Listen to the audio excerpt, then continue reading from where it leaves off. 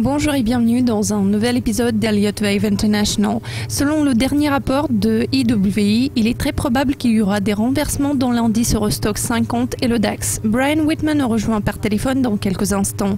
Brian, au fur et à mesure que les analystes haussiers recommandent d'acheter des actions partout en Europe, même ceux qui ont parié à la baisse croient que l'Allemagne pourrait résister à la prochaine tendance baissière.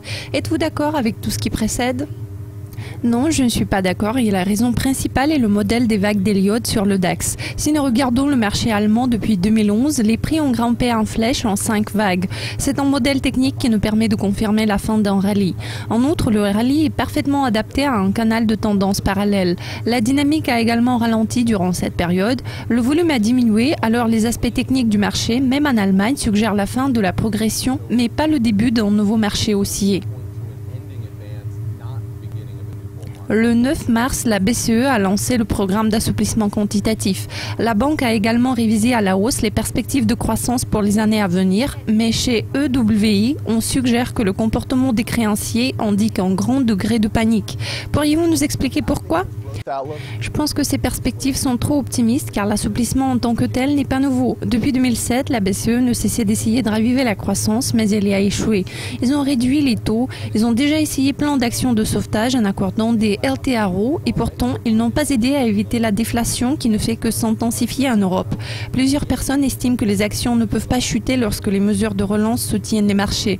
Je dirais que c'est bien le contraire. Je pense que le QE est le dernier recours de la BCE pour changer les choses en Europe, mais quand son échec deviendra plus évident, de nombreux investisseurs des marchés boursiers finiront par comprendre qu'il n'y a rien qui soutienne le marché en réalité.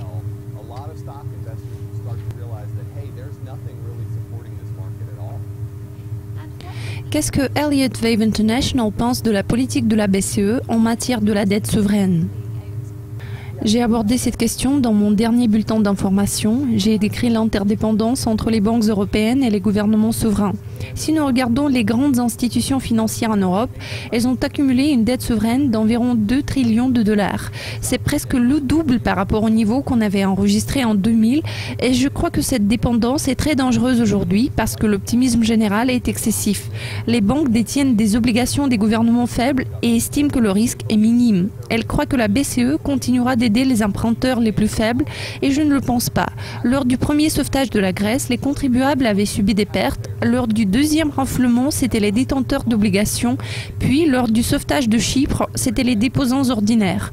Alors, c'est clairement une tendance. Les créanciers et les déposants actuels assument la majeure partie des pertes.